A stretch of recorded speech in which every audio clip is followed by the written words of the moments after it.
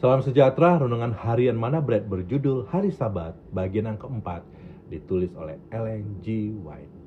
Kembali Kristus mengulangi kebenaran bahwa korban-korban mereka itu tidak berfaedah.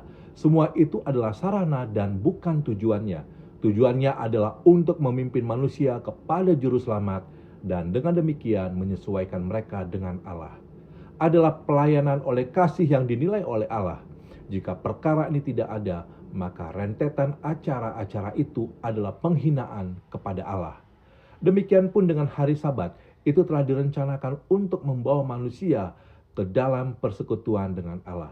Tetapi apabila pikiran dikuasai dengan upacara-upacara yang membosankan, tujuan Sabat sudah dirintangi. Jika hanya pemeliharaan secara lahir saja, itu adalah penghinaan. Pada suatu Sabat yang lain, sementara Yesus masuk ke dalam bait suci, ia melihat seorang yang mati sebelah tangannya. Orang-orang Farisi mengamat-amati dia, ingin melihat apa yang akan ia perbuat. Juru selamat mengetahui benar bahwa dalam menyembuhkan pada hari Sabat, ia akan dituduh sebagai seorang pelanggar. Tetapi ia tidak ragu-ragu merubuhkan tuntutan adat istiadat yang merintangi Sabat.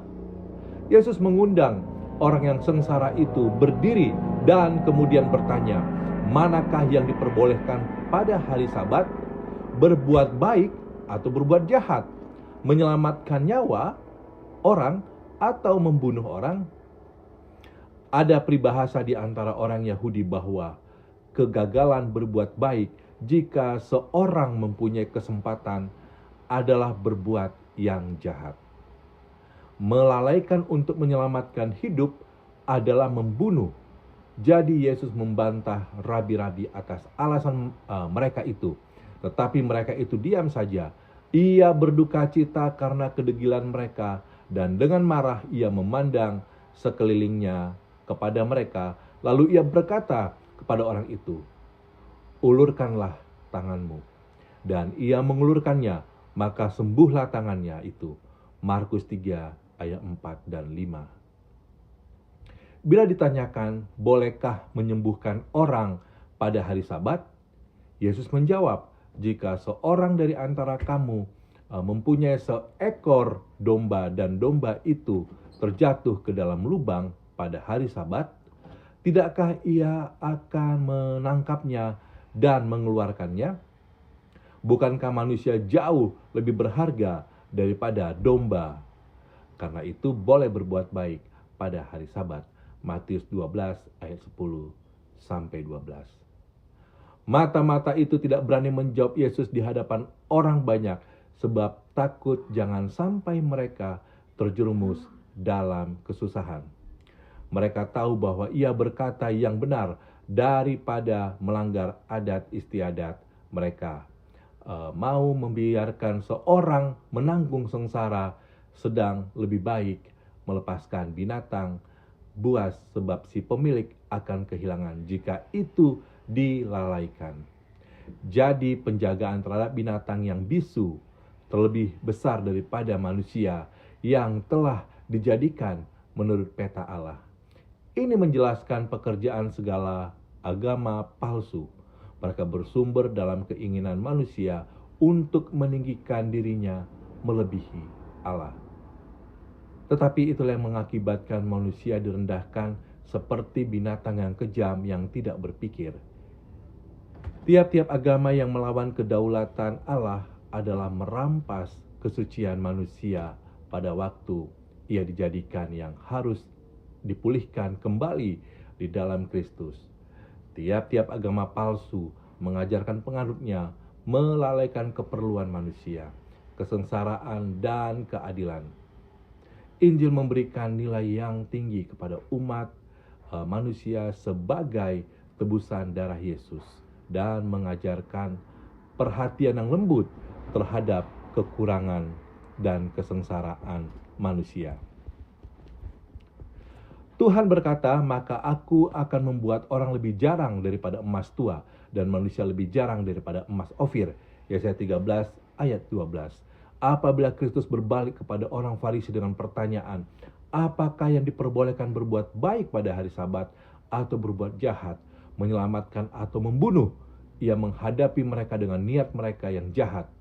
Mereka telah mengincar nyawanya dengan kebencian yang sangat, sedang ia menyelamatkan banyak orang dan membawa kebahagiaan atas orang banyak.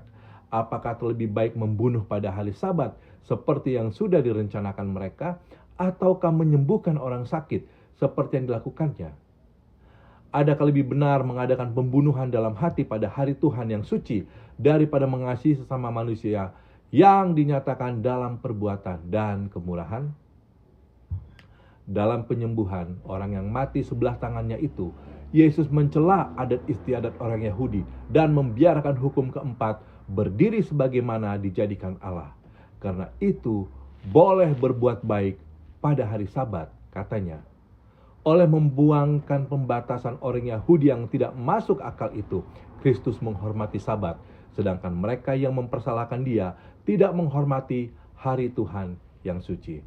Mereka yang berpendapat bahwa Kristus telah meniadakan Taurat mengajarkan bahwa Ia melanggar Sabat dan membenarkan murid-muridnya berbuat yang sama.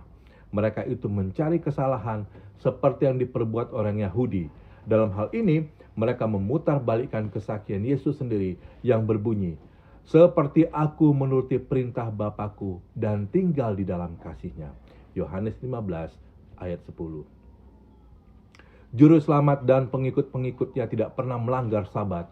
Kristus adalah saksi hukum yang hidup. Tidak pernah pelanggaran perintah yang suci itu terdapat dalam kehidupan Yesus.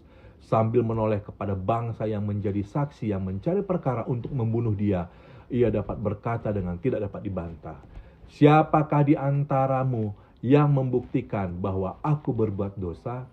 Yohanes 8 ayat 46. Juru selamat tidak datang untuk mengesampingkan apa yang dikatakan oleh para bapa dan nabi, karena Dia sendirilah yang telah berkata-kata melalui orang-orang itu. Segala kebenaran firman Allah datangnya dari Dia, tetapi manikam yang indah itu telah diganti dengan ajaran palsu. Terangnya yang indah itu telah dibuat untuk melayani yang salah. Tuhan rindu agar mereka membuang pendapat mereka yang salah dan menggantikan dengan kebenaran. Pekerjaan ini hanya dapat dilaksanakan oleh tangan ilahi, oleh hubungannya dengan kesalahan. Kebenaran itu telah melayani musuh Allah dan manusia. Kristus telah datang untuk menempatkannya agar dapat memuliakan Allah dan mengerjakan keselamatan umat manusia. Terima kasih telah bergabung. Tuhan Yesus memberkati. Sampai berjumpa. Amin.